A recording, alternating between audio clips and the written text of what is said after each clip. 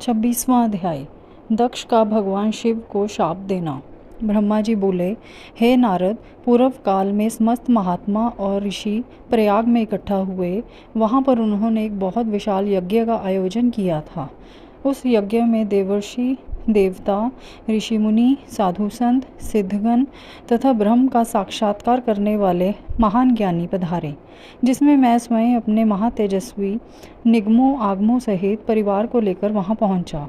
वहां बहुत बड़ा उत्सव हो रहा था। अनेक शास्त्रों में ज्ञान की चर्चा एवं वाद विवाद हो रहा था।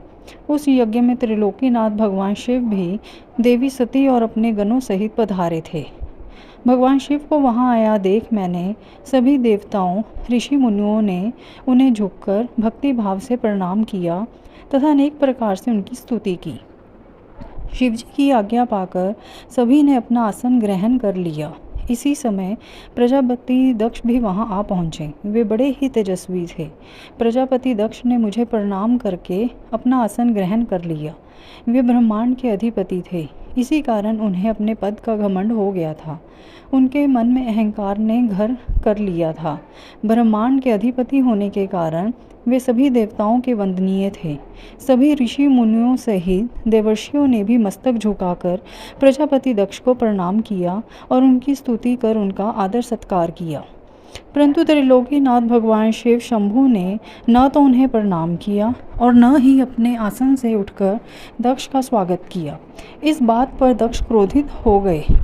ज्ञान शून्य होने के कारण प्रजापति दक्ष ने क्रोधित नेत्रों से महादेव जी को देखा और सबको सुनाते हुए उच्च स्वर में कहने लगे। प्रजापति दक्ष बोले, सभी देवता, असुर, ब्राह्मण, ऋषि मुनि सभी मुझे नम्रता पूर्वक प्रणाम कर मेरे आगे सिर झुकाते हैं। ये सभी उत्तम भक्ति भाव से मेरी आराधना करते हैं। परंतु सदैव प्रेतों और पिशाचों से घिरा रहने वाला यह दुष्ट मनुष्य क्यों मुझे देखकर अनदेखा कर रहा है? शमशान में निवास करने वाला यह निर्लज्ज जीव क्यों मेरे सामने मस्तक नहीं झुकाता? भूतों पिशाचों का साथ करने के कारण क्या यह शास्त्रों की विधि भी भूल गया है? इसने नीति के मार्ग को भी कलंकित किया है। इसके साथ रहने वाले या इसकी बातों का अनुसरण करने वाले मनुष्य पाखंडी, दुष्ट और पाप का आचरण करने वाले होते हैं। वे ब्राह्मणों की बुराई करते हैं तथा स्त्रियों के प्रति आकर्षित होते हैं। यह रुद्र चारों वर्णों से पृथक और कुरूप है, इसलिए इस पावन यज्ञ से इसे बहिष्कृत कर दिया जाए। यह उत्तम कुल और जन्म से हीन है, अतः इसे यज्ञ में भाग न लेने दिया जाए। पुत्र, क्रोध से विवेक समाप्त हो जाता है। दक्ष ने शिव के लिए अपशब्द कहते समय उसके परिणाम पर तनिक भी विचार नहीं किया। अहंकार के कारण वह शिव के स्वरूप को भूल गया। वह यह भी भूल गया कि आदि शक्ति ने जिसका तप द्वारा वर्ण किया है वह कोई साधारण मनुष्य, ऋषि या देव नहीं है। ब्रह्मा जी बोले, हे नारद, दक्ष की ये बातें सुनकर भृगु आदि बहुत से महर्षि रुद्रदेव को दुष्ट मानकर उनकी निंदा करने लगे।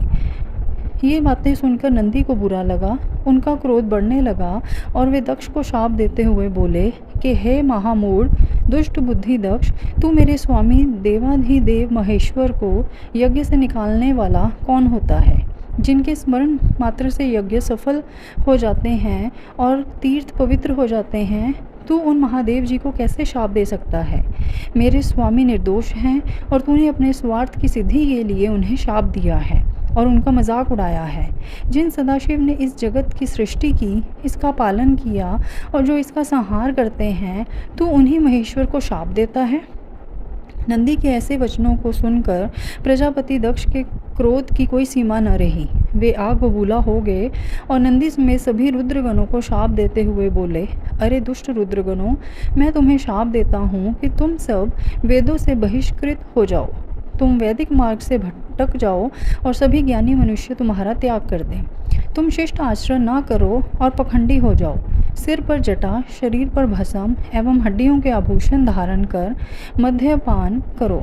जब दक्ष ने शिवजी के प्रिय पार्षदों को इस प्रकार शाप दे दिया तो नंदी बहुत क्रुद्ध हो गए।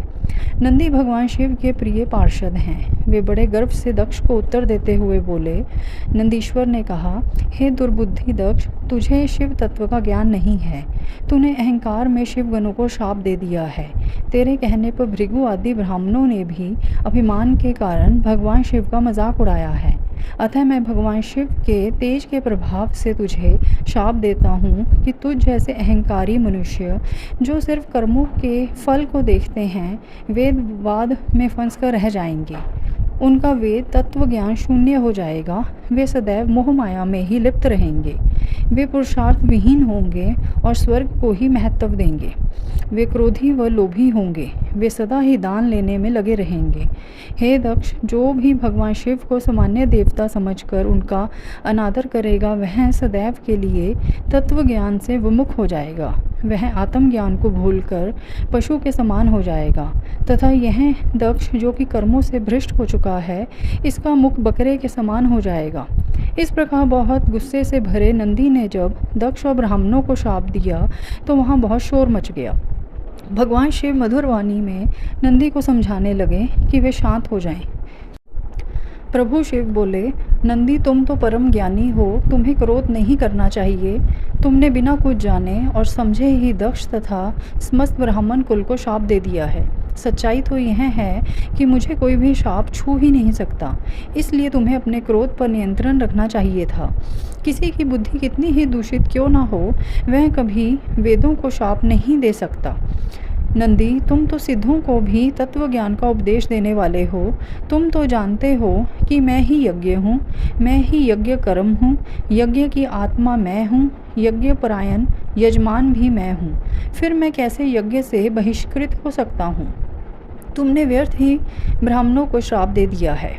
ब्रह्मा जी बोले, नारद, जब भगवान शिव ने अनेक प्रकार से नंदी को समझाया तो उनका क्रोध शांत हो गया।